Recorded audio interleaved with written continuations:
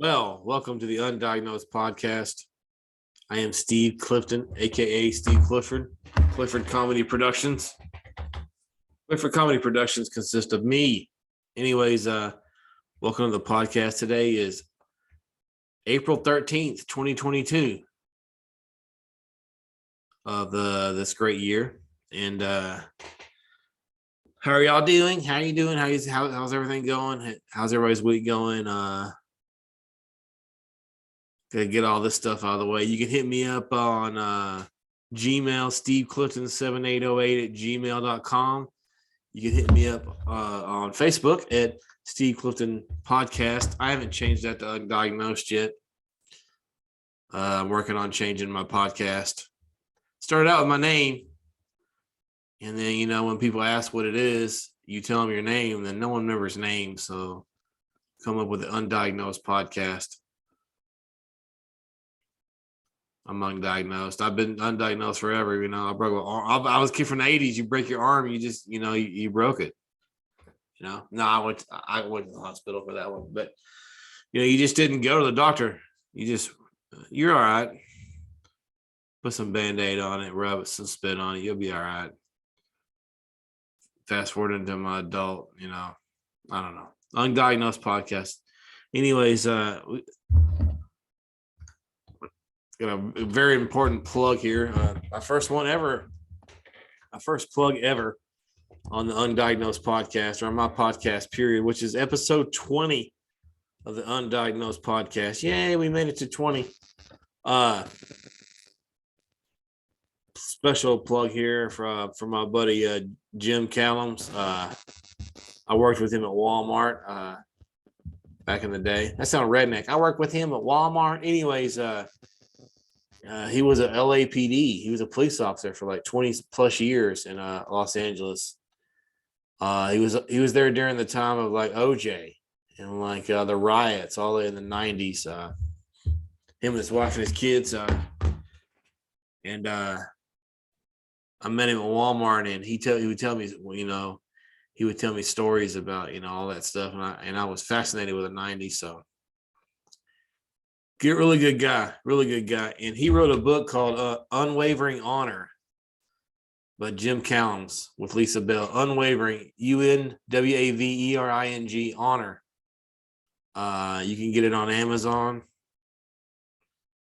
You can get it for your Kindle. You get the hardback, you get the paperback.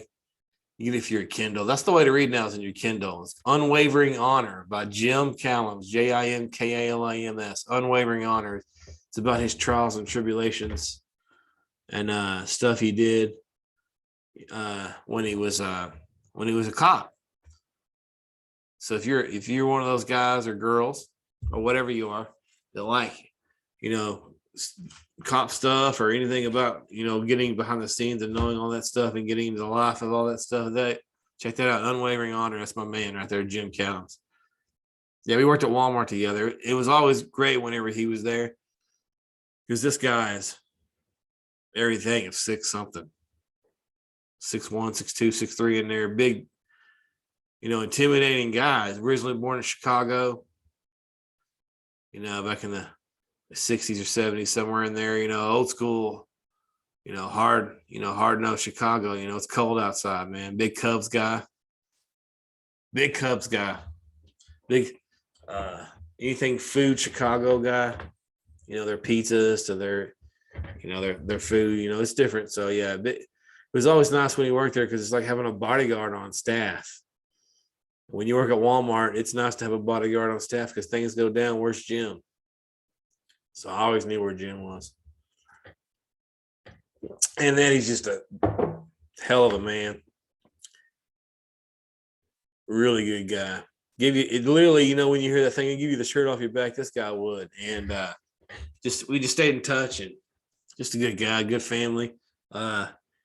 He actually runs a nonprofit organization for his daughter. He had a daughter that passed away, I want to say 5, 6, 7, 8 years ago. I should know the exact number, but and she was a teacher. So you can find that at Stephanie. I think it's stephaniescholarship.org, or you can find it on Facebook at stephaniescholarship.org, STEPHINE scholarship.org if you want to donate to that, or hit me up. I'll get you in touch with this guy. So he does, it's an official thing there. They do golf tournaments. They do battle of the bands. They bring bands out, and they do fundraising for kids that are like, might not be able to go to college or something in that range, that like want to be teachers. Because Stephanie was a teacher, his daughter that passed away, and so they raise money for that. It's a good cause to send these kids to be teachers, which we need more of.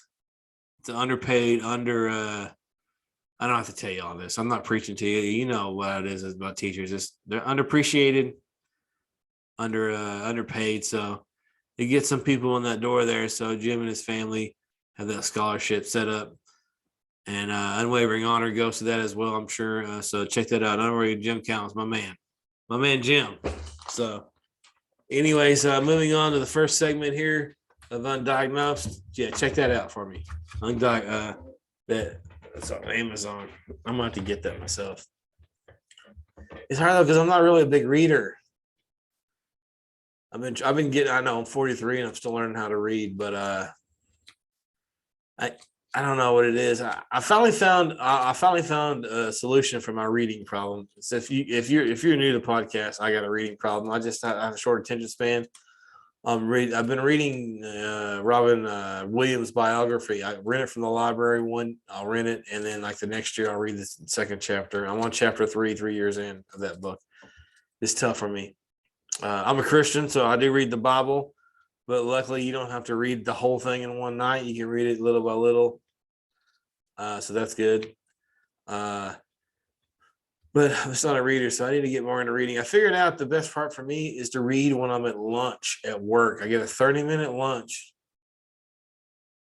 I take my lunch and there's something to do. There's no TV in there. So instead of looking at my phone for that 30 minutes, I've been reading at lunch, and that's been helping because once I get home, I'm like, But anyways, check that book out. So what's going on in your hood? What's good in your hood? First segment here. What's good in your hood? Let's get into this. What's good in your hood? What did y'all do this week? As a comedian or a wannabe, there's certain things you don't really get into on stage because you don't want to start a battle. One of them is obviously politics. And if you listen to the show before, you know why I don't get into politics. I'm ignorant to it. I don't really, never talked about it growing up. When people get into politic talks of the GOP, the POVs, the TL, whatever, TLEs, the TOMI, ZMI, whatever, I'm like, I don't know. What? See, I don't get a religion on stage, and I don't really get into what else? Politics, sexual orientation, kind of stuff like that. I just kind of stay away from that. It's just too touchy of a subject, and also I got family and friends, and in every category you can think of in the LGBTQRMLN, whatever. Not making fun of it. Just I've known friends and have just people that I care about in my life. And it's just like I don't try to go there, and I don't really go about religion because that's always a touchy subject on stage. But I could do it on my podcast. I can do it anywhere I want. And I went to something last night. It was amazing. My wife is notorious because she knows. Wives know how to set stuff up. So backstory here a little bit. I went to church last week, and when you go to church and you like you wanted to hear something, you wanted to hear the pastor tell you something, or you're gonna find something in there because you're wanting to hear something. And I'm a Christian rookie. Everybody knows that. Actually, I go into my second year into this on Easter. Easter's when we started, and I'm right there at the end here. And it's been a pretty good year. I've learned a lot of stuff, and I met a lot of great people, and gone to a lot of places, and experienced a lot of stuff. Made some, friendships that like feel like I've known these people for like forever, and I've known them for like months. But pastor, you go to church, you want to hear the pastor say something, and my pastor was talking about pastor, whatever you say it, pastor. I'm redneck.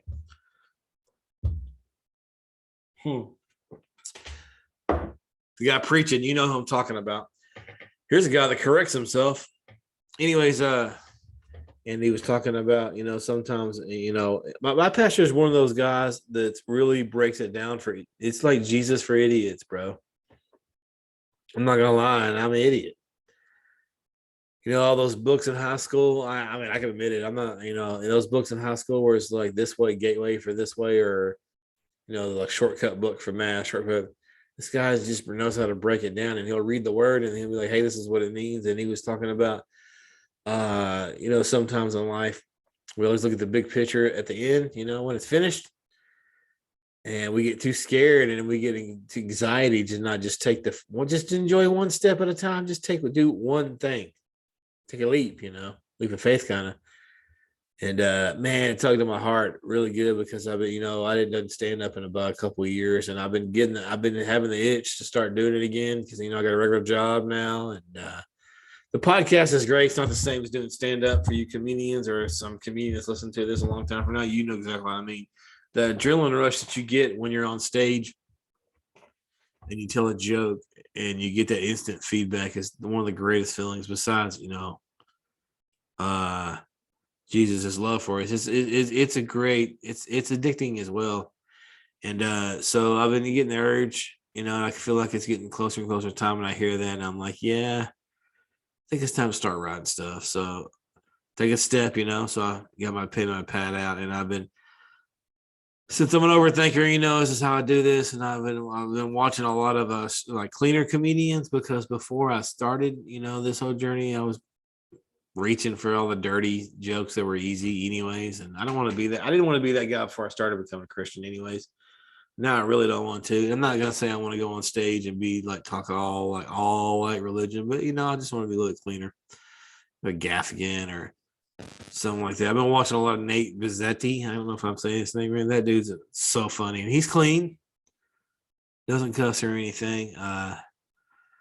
So I was watching one of his videos, and him and Bill Burr were talking about how, sometimes you just got to go experience something and tell a story about it. So fast forward to last night, I come home from work, and my wife's like, "We're going to this thing I told you about. You know how us men do. We have that selective hearing. Oh, where? Let's go." We went to this thing called Journey of the Cross at a church near us. And it's like basically the 7 like different steps that you go that Jesus went through, and they put you. I wasn't expecting. I hadn't any expectations because I didn't even know what we were doing. I wasn't paying attention, and I thought we're gonna walk into like a couple of rooms with like just like table there, and it was not that at all. These people they put it together great. It was almost like a Six Flags kind of like museum style kind of like vibe to it, where like you walked in this first room and they put all of you in a room, and then something comes up on the video, and then you go into this first room, and the first room was like the Jesus at the Last Supper, and they had like the real table, like what it looked like. And this guy like went into the description of like, that night where he washed their feet or whatever, and how low the tables were and how close he was with them. And then they actually got like somebody out of the audience, and they started, washing their feet, dude. And I was like, oh, like I lost it. Like I didn't want to cry in here. And yeah, it's okay. I'm a man. I admitted to crying. I don't care. It was awesome, dude. The ambience felt like that. They had like the music, like you felt like you were there. And when I saw that, and it just like was like amazing. It's just like, oh, it just like got me. And I'm like, oh no, I'm in trouble. I'm in the first room and I've already lost it. So now I'm fighting it. And then you go in the second room, and it's like whenever he was like, after that, he went out to the garden, and they had like, it was windy in there, and it made you feel like you could look up in it's like the planetarium. And basically you walk through all these rooms, and it was kind of like, felt like very much like a museum kind of / almost like when you go to a haunted house. You walk in, you're like waiting, what's going to happen next? And you walk in the second room, and that was amazing. They had the garden, it was like grass, and they had like this big picture of Jesus in there. And they said you could take pictures. They said you could take pictures in here. They would turn your sound off, no flash, not like a clicking on when you take pictures, but you can take pictures in here. And I just I didn't want to mess with my phone. It's like, no, not right now. It's like you're always messing with that. Let this, happen or whatever. So the second room was awesome. And then it's crazy because people were just lingering in rooms, having their own little personal moment with each room and stuff. That was kind of weird. And about the first second room, it kind of felt like, a little very like gloomy, like, but it did a really good job of portraying, the scene there. And then on the third one is when Judas is betrayed, and they had like a big old picture of Judas. If Judas, the that betrayed Jesus, and they had a big picture of him in like this glass mirror, and then they gave you these little cards, and the card it said, "Hey, we always judge Judas, but like we've all like picked something above God." And like they want you to write on there what you picked on God, like basically like cleansing it, dude. It's like, whoa, this is not I'm gonna cry in every room. No. So you had to write on the mirror there, and like everybody was really awkward because like everybody you could see what other people were writing, but everybody was really being like suspicious or like nosy, and everybody was kind of doing their own family thing. That one was crazy. Then the next one, you walked into like this little area, and you didn't know what was going on. It was like a little circle area, and like it made you feel like you were like at a campfire. They had like a couple of fake like candles lit underneath these like. It made it look like it's a campfire, and then all of a sudden, like this guy comes out, and he just starts talking, and then you realize, oh wait, this is an actor. Like you're at Six Flags, you kinda, and it was Peter. It's like Simon. It's Peter, and it's Rock Jesus. I betrayed him three. He's gonna betray him 3 times, or deny him 3 times that night. And so it was a guy like acting it out. Why did I do that? How could I do that? I watched my Lord. And the guy just like was so good and so into it, and everybody just stared at him. He's like, "Man, why did I do that?" He just walked off, and you're like, "Whoa!" Just exit stage left, and you just like felt his guilt, felt all that like wounds and what he did. You felt it. It's like, okay, let's go to this next room, and the next room was where he was sentenced. By by Pilate, and they had this room. This is where I almost pulled my phone out. They had this room where like they had this table with like white cloth, and everybody could pick their hands. You dip your hands like in some paint, and you like put it on this table, and then you have Jesus's blood. What it felt like, Pilate felt like, and then they give you like this these hand wipes, and you can't get the blood off. It's just like you're struggling, and the whole time you're thinking like, man, this is what the guy was going through, trying to get this blood off his hands. That was a powerful room. It almost kind of looked a little something from a horror movie, a little bit, because there's red blood hands everywhere all the way down. It's very powerful, very powerful. Then the next one, we're talking about where Jesus is mocked and beaten, and they actually had a cross in there about the size that dictated, and they had the whips that it would be back then, and you could touch them, and had the shackles. That room was crazy. That was crazy, dude. That room was like, whoa, this is nuts. And then the next room was where he was crucified. They let, and because Jesus died for our sins, and then you pick up the stone, and like wash away a sin, and you take the stone and you take it in this next room. It's like dark, and it's like a cross laying there of stones. So awesome. This is when I pulled the phone out. I was like, I'm sorry, I got to take a picture of this. So lay your stone down, lay your burden down on the cross. There's a big old cross in there of rocks, and I was like, whoa, this, and just the music they had, the ambiance, it was just like they did such a good job. Then the next one was Jesus gets buried. This one was tough. I had my daughter with me. She's 12, and this was the toughest one for her because you wouldn't that like it was like Jesus in the tomb. They obviously was a mannequin. Obviously, it was a mannequin. And obviously, it was a mannequin. He was laying there, and he just like it was covered, with his face, and you just sat there. And a lot of people couldn't handle that room. A lot of people skipped it altogether. A lot of people did a drive by of that room. Me and my wife, my daughter sat there, and it was moving. It's real. It's like you're like you're at his funeral. How awesome is that? This place is awesome, man. I want to go there every year if I can. That's how moving this place was. Yeah. And then the last one had this big room with a picture of Jesus and a cross up there, and they had these books where you could like write your experience. So like basically, it was like we could kneel down. Everybody's like writing a letter to Jesus. It's like how awesome is this? And and it was crazy. It was crazy that everybody else, you wrote in a book where everybody else wrote, and your brain didn't think to like be nosy and look at what everybody else. You didn't care at that moment. You just wrote what you felt, and it was awesome. And then you could take, they had the elements for we eat the bread and you drink the Jesus's blood. They had that in there, or you could end that was awesome. And then before you left, you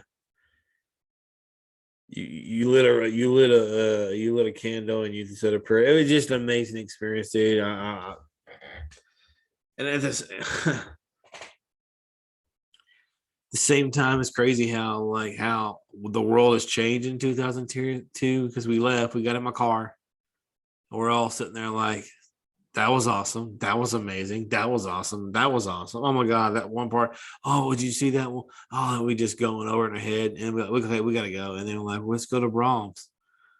And I'm like, I hope it's open. And my daughter's like, I hope it is too. And I was like, well, it might not be. It's kind of late. Of course it is. So it's like, she's a kid. She don't know. We were like, really? What you just saw?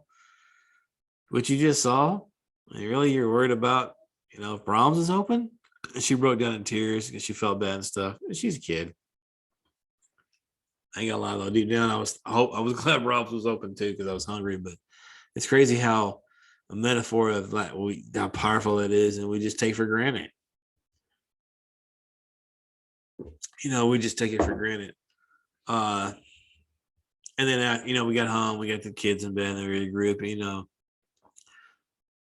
and then my course, God created all of us for a reason, and all of us have talents. Mine's comedy. My brain always has gone to comedy. I didn't think comedy in that whole thing except for a couple things. So I got to go over that. That's me. That's why you're listening to this. Jesus was tall. Jesus looks like he could play a power forward in the NBA.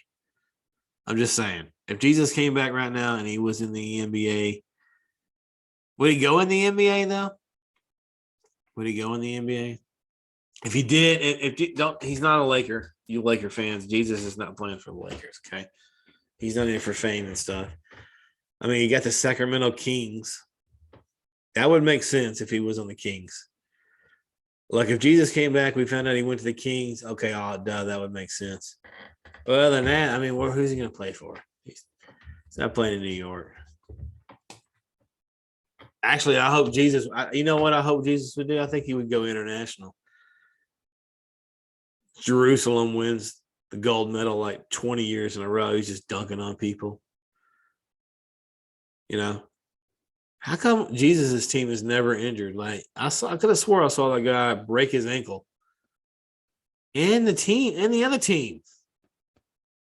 Nobody ever gets hurt. Just saying, he would definitely be in the NBA. He looked long and lanky, man. And that would make sense, dude. If you would come back, you would want, you want to see what's going on. You want to be tall and see, maybe 3'2" and the stuff. So, no Gatorade. Only drinking holy water. We only drink holy water on this sideline. Not poking fun. It's just all good. It's just that's what I am. It was an awesome experience. But I did think when I got home afterwards, I was like, really, Jesus would be in the NBA right now. He would dominate. No commercials. He ain't that kind of guy. So the only other awkward thing that was in there, obviously comedy wise, is like when we went to that last room, I got my elements for my communion. I got my own biscuit and it's like grape juice they give you, to take communion. And my wife got me one as well. So I took mine before they got in there because they were kind of doing their own personal thing. And she's like, "That's yours." I already got one. Just take it for next time. This is the last room.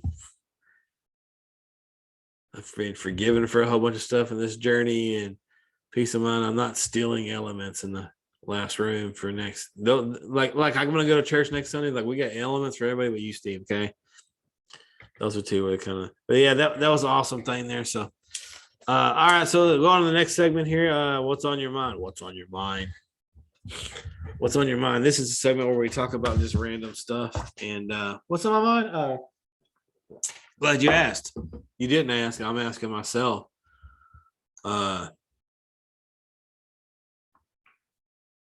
Check it for y'all down there. You know how you gotta check your phone once in a while. I one more church thing. This is the room I do the podcast on, and also on Tuesday sometimes I do a Zoom prayer request / Bible study. Same room. And usually I take all this stuff down because I'm on a production team as well. And this Tuesday, I couldn't because I rushed home from work and I did most of the Zoom call on my phone. And then when I got here, I switched to my computer and only to realize I'm talking to the assistant pastor and I got Dallas Mavericks cheerleaders here. So the whole time I'm like hiding it. I'm all like, "Yeah, how are you doing?" "Yeah, absolutely." I didn't want it's cool if he sees the Mavs won the finals, the Longhorns and Chris Stapleton, but he don't need to see. Like it's nothing bad, but Anyways, what's on my mind here?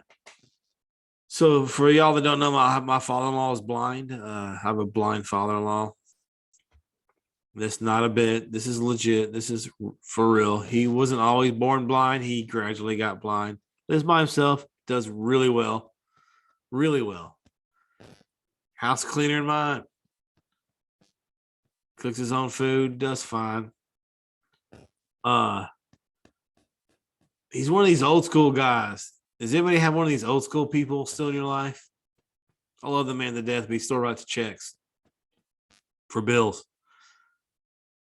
I mean, he still calls customer service centers and thinks he's going to talk to a decent person, or not a decent person, someone that knows what's going on.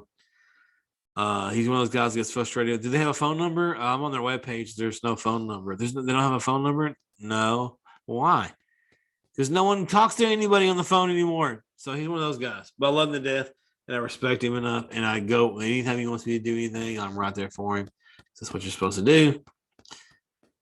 So that means I'm also his media guy because he can't do email. So I take care of that stuff. And he had a little battle, let's say, with something. He do some personal things on his mortgage there. And I had to send an email. And this is a professional email. Now, you guys that know me know there's nothing professional, anything about me. It was like 4 paragraphs long of words I had no idea. Spell check gave up on me about the 9th word, like subsidiary. What? Excuse me, I don't have a cough button. Subsidiary of this to for so we got a blind man. So a blind man telling a redneck that can spell, basically has the spelling and grammar of like a 9-year-old to send a professional letter to somebody that don't care. And it took like 3 hours. We had to read it over and over and over and over and over and over and over. I just think that's funny. There's all kinds of bits probably there about my father-in-law being blind, which leads into my next thing there. I told you about how the pastor got me there. So I'm going to start doing stand-up again. Yay! Believe it when I see it. You've been saying that for a couple of years. Anyways, I think it's time because, the pandemic's starting to feel like it's over. We moved on to other stuff. I can scratch my nose on my podcast. No one cares. So I think it's time. So I want to baby step it. I'm trying to get through Easter, do my 2nd year, starting to write some jokes. Good. I'm not gonna set any expectations. I'm gonna set small goals. My first goal is to go to an open mic. My second goal is to go to, I want to set me some small goals instead of trying to big picture it, instead of trying to be famous the first time I'm up, and just really enjoy the process. Something else I learned from Nate and Bill, just small things. Second thing, what's on your mind here? I need to. This is a public service announcement. I need to check on some of my peeps. I gotta check on y'all. Checking on all my office workers, peeps. You guys that back in there, whenever the pandemic started, you work in an office somewhere, and y'all's office was like, no, you can just work from home forever. You've been working. I need to check on y'all. I'm checking on y'all. I'm just checking on y'all. I got a lot of friends in this industry. I actually have friends that have been working from home before this happened. They were like, okay, I'm always been doing this. So I'm not checking on them. Now I always check on them anyways. You know who you are. But I'm talking about the guys that, like, you were at the office and then you're at home forever and now you're back at the office. Are you doing all right? Is it okay to do that spreadsheet in like slacks instead of your boxer shorts? Do you miss watching Process Rotten Evil eating waffles at 10, logged onto your system, but you're really playing Xbox? You miss those days, don't you? Going back, that's gotta suck, man. I couldn't imagine working from home for like. First off, I've never worked from home, and that's probably a good thing because I probably wouldn't get anything done. So there might be, in a weird way, some of you are excited to get back out of the office, away from the wife and the kids. And since you're there, I get all that too. So there's some of y'all, this is probably a mixed bag here. But I guarantee you it's a majority like, and I'd rather be, watching Sports Center, eating Fruit Loops and just logged on to the ride here rather than sitting in this cubicle having to listen to Elizabeth's story about her kids for the 900th time. Your kids in soccer, cool. Okay. I don't care about your kid. I care about I'm just kidding. You care about everybody's kids. Sorry, sometimes I turn into Bill Burr. Yeah, for sure. Like I'm just checking on y'all. I mean, how's that water cooler talk going? How's that generic water cooler? Hey, how you doing? Did you see it was gonna rain? How's that how's that going? Tacker really is gonna give it a go, isn't he? How's that water cooler? Is that water cooler back to back, or is the water still off limit because of COVID? I don't know. That small elevator talk when you get in the elevator, it's like 7 a.m. You're already late. You're trying to get up to the top there, and somebody's in the elevator. You're like, oh, I want to talk to you. How's it going, Steve? How was your weekend? How's that all going? I'm sure you'll get the hang of it again. So I know you look forward to it. I know most of these companies are just doing like they're gradually getting it back, and they're probably seeing the benefits. Like, I don't have to put anything in the break room. Our air conditioner bill's lower. If they're doing, I mean, I think a lot of cases they were seeing people were doing more. They were more productive because, like, it's comfort. So I don't know. I'm surprised they're having people come back.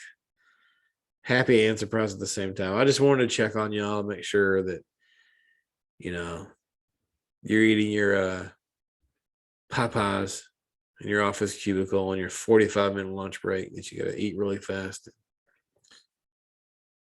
How are y'all doing in there? Anyways, moving on to the next thing, topic here is I finally something that's been kind of bugging me that I finally figured out that Facebook has, and they finally fixed it, is when you're talking. So most of those people now talk to I sound like Bill Cosby. Most of us talk to people now on Facebook Messenger. Facebook Messenger has got to be the number one communication tool in America. I don't see how it's not. That's literally how I talk to everyone. Almost everyone, to the point now the people I text is like either, like, no offense to anybody, like really old or like you're not in there, you don't want to slide into their DMs. It's really weird to text. I wouldn't Facebook my boss. I text my boss. I got a good open relationship with people, pastors and stuff, and at church. You text them, you don't Facebook them. That's like friends maybe, but not like leaders. But that's how we talk to everybody in there, in there now. So it's like finally, like I just think it's weird whenever you're talking to most of the people I talk to are men, honestly, except my mom and my wife, my daughter. Oh, actually, not my daughter, my mom, and wife. I don't talk to females. I mean, not nothing against females, but I don't really have any reason to talk other than my cousin. And I'm not redneck, so that redneck. So it's always weird when you're talking to one of your bro friends and you're talking about, positive stuff together and you like see something and you're like, okay, I don't want to thumbs up it because it's more than that. I don't want to thumbs down it or smile it. I don't want to heart it. I don't love it. That's kind of awkward. What if it's someone who sees his phone and why is Steve Clifford from the podcast loving yours? So now that guy where you hit plus and you can pick whatever you want. It's probably had it for a while. You know me, I'm a system behind on everything or years. But I finally figured it out. So now I can, pound or like something different to a guy rather than hearting that their daughter is good at cello or whatever. That's not. I don't. So I'm glad they fixed that little snitch that they had going on there. So snitch or whatever, something in the whatever. I can't speak. Anyways, there's nobody listening right now, anyways. There's like two of you left. This is like an open mic whenever they give you like the last spot, and you're like, why is this guy still talking? This is like therapy to me, so I'm getting all my emotions out. I don't know if any of y'all played the game Sims back in the day. I think I talked about this earlier in an earlier podcast. But my daughter's got the game Sims. It's way better than it used to be. And I started to tiptoe in it a little bit. And I'm not big on building and architecture and all that. So she built me a house and I got to pick this stuff out. I got a guitar. All I do in my house is look at me and get excited about it. Man, my house is nice, man. I had electric guitar and acoustic guitar. I had like an Alexa thing. She's going to hear that. She did. I had the top of the notch TVs. I had a hot tub. I had the best grill, the best refrigerator. I had where I could do stand up in my house. I had a microphone or hire a comedian. And my job was a comedian. Like they really let you pick what you wanted to be and like you work your way up. You had to write jokes and tell jokes or like go. Then they had places you can go to open. It's the real deal. I was living the good life, dude, on that game, dude. I was like, reliving like what I wanted to be as a stand comedian on there. And it was really hard kind of controlling all that stuff. Like come home hungry and like grill something. My guy liked to grill at 2 a.m. I was like, yes, his knows me. For some reason, I love playing this game, man. So for some reason, every time somebody came over, they went straight to my computer because I had the top-notch computer.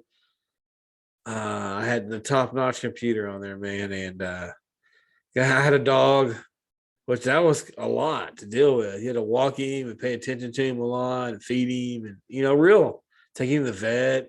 The first day I had him, he would run away and then I had to post something to go find him and over and over and over. And this game's so realistic, man. It's crazy, dude.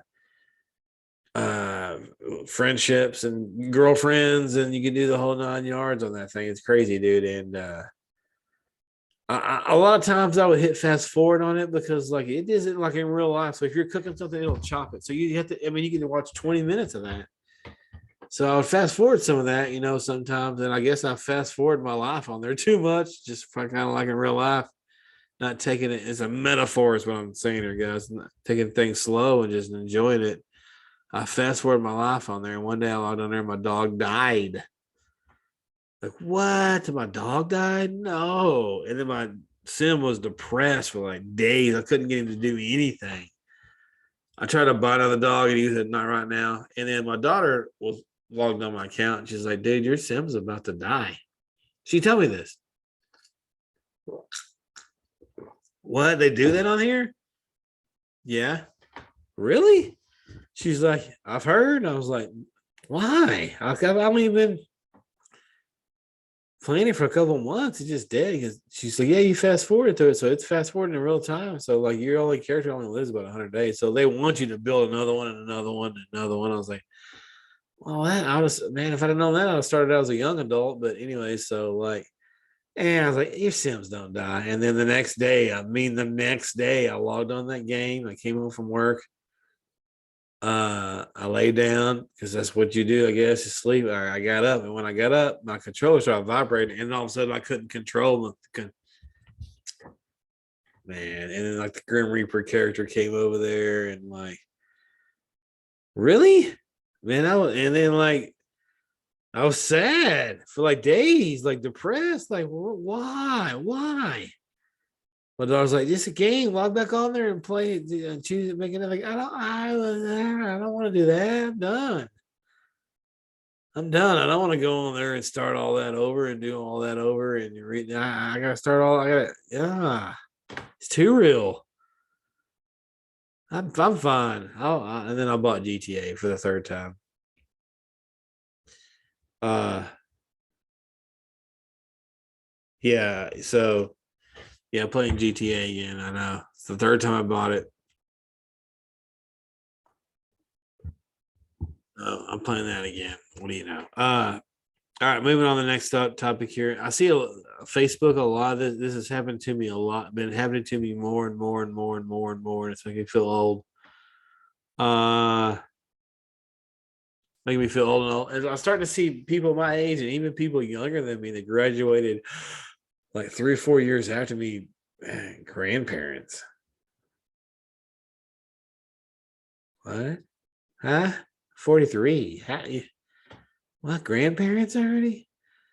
And I'm thinking, if I was to come to if I was to come to a grandpa tomorrow, what do I, what do I mean, what do I have to offer? I mean, when it's a baby, I rock at babies, man. I can change a diaper. I can figure a baby out. That's hungry, I can figure that. But when they started getting, like older, I mean, I don't. I guess I need to teach them life lessons. I guess I don't. I mean, I don't know. I'm not handy. I can't teach. I'm not gonna be able to teach you how to like fix anything. You know, I'm not gonna be able to. I don't know. I can tell you how to make an omelet. You know, I can tell you how to turn a computer on. So I guess I do have some stuff to offer. You just gotta think about it in a positive way. I can tell you how to turn a computer on though and get you a job. Grandparent, man. I don't even know. What do you? How? This blows my mind. Just like, when you start talking to them, like, what do you say to them? Like normal when they're little. And here's how my brain overthinks. I'm thinking in the 20 years, 15 years down the road, but like, come here, boy. Back in my day in the 70s and 80s, I used to go down to the corner store and get me a drink for, the stories here. I'm not going to tell you any of that. No, nobody believes any of that. I used to go to the $1.50 movie and get ice cream for it, yeah. Anyways, I'm gonna skip that story. I'm gonna move on to the end here. We'll skip those two segments and save it for later since I've been rambling here. It's the last segment is called Alive at 5, where we talk about, it's great being alive. So we're going to talk about 5 things that's great about being alive. Alive at 5. It's a fancy way for me. It's a top 5 list to end my show. I do it every week. Hopefully I can start getting some guests on here. And I can ask y'all these questions instead of asking them myself because y'all are tired of hearing me. Anyways, this week, I'm going top 5 game show host. You've probably been waiting for this. I'm a huge game show nerd. I love game shows. I grew up a kid in the 80s. If you watch my podcast, you've known that. I think the heyday. I think for for game shows is late 80s, 90s, because that's when before the internet, and there's something that you watch, there's all kinds of them, you know. That's why most of them are old in the Game Show Network. But these are my top 5 game show hosts of all time. You might not agree with any of them. You can choose your own. So number 5. And these are my own personal reasons. I'm gonna go Ray Combs. Ray Combs was the host of Family Feud. Probably, I don't know the exact years. 90s. I remember, 93, 92, somewhere in there, and I would like, it came on like 3:30, 4 o'clock. I would rush home to watch it. I love that show so much with him on there. Just a great show. Ray Combs, rest in peace. He was on there he was on there. There's a lot of hosts on there. He was my favorite. Till this day, still my favorite host on that show. Ray Combs, number 5. Google him. Number 4, top 5 game show host of all time. I'm gonna have to go. His name Peter is Davia, Davia. He's an old school one. If you Google him, you're gonna know who he is. He was the original guy on Pressure Luck. Peter Davia or Davia. I talk redneck. It's the original. He was the original dude on Pressure Luck, and I watched that show so much every day. I was watching that show and I saw so much of that guy. So, and he's done other ones. I don't really remember the names. I think he might have done Card Sharks or a couple other ones. He was really big back in the 70s on game shows. Got to go old school. I love old school. Top 5 game show hosts of all time. Number 3. These last 3 are probably going chalk. Just basically, you're gonna have to put them in what order you personally like of these 3. Number 3, I'm going to go Pat Sajak. I mean, if you look up game show host, he's on the Mount Rushmore of game show host. Another how long? Same one. What about Vanna? We're saying host, not sidekicks. Vanna's great. She's been on there forever too. That game show, they've been on there so long. I used to play that on Windows 3.1 floppy disk. Go to DOS. Type in wheel. If anybody's still listening this far in the podcast and understands that, comment. Number 2, Bob Barker. A lot of y'all's plotting number 1. He's part of our childhood. You've heard all the bits, you've heard all the gags, you heard all that. If you stay home, this is what you do. You watch The Price is Right. If you're at home at 9, 10 in the morning in the 80s or 90s, you were watching Price is Right. That's what every TV was on. Bob Barker, Price is Right. Gotta be. Classic game shows. Kind of goes up to anyways, top 5 game show hosts of all time. Before we get to number 1, let's throw in here a little one jar. What about these people? Steve Harvey, of course. Okay. I'm not hating on Steve Harvey, but he's overloaded. He's just on everything. Every time you turn anything on, he's on. And once you announce the whole wrong thing there on the award show, I thought he was toast, but he's bounced back. And he's a good, positive, person. But it's just like not from my top 5. I think he's more of a comedian than a game show host. He is good on there though, but after a while, how many faces can you make for laughs? I'm hating on somebody who's a millionaire for doing comedy. And then of course, who else? Regis. Regis to me is more of a talk show host. There's other ones on your list. Richard Dawson's old school could possibly be on your list. But my number 1 for top 5 game show host, number 5, Ray Combs, Family Feud. Number 4, Peter Davia, Pressure Luck, the original guy. Number 3, Pat Sajak, Can I Buy a Vowel? Number 2, Bob Barker, Tell Him What He's Won. And number 1, come on, Alex Trebek, bro. Really? Jeopardy? Alex Trebek, rest in peace. The SNL skit that they did about him is genius. Guys just was meant for that role, and if he's got to be in the number 1 Mount Rushmore, he's the Babe Ruth of game show host for me. I mean, come on, bro, legend. I mean, come on, is even close? The dude wore the same suits in 78, still was pimping it. Anyways, that's the show today. You guys have a good one. Episode 20, man. Started out just me and one earphone in a closet. Now I've moved to the living room with a real microphone and some background. And I appreciate y'all watching it. Y'all have a good one. We'll see you. Hey, guys.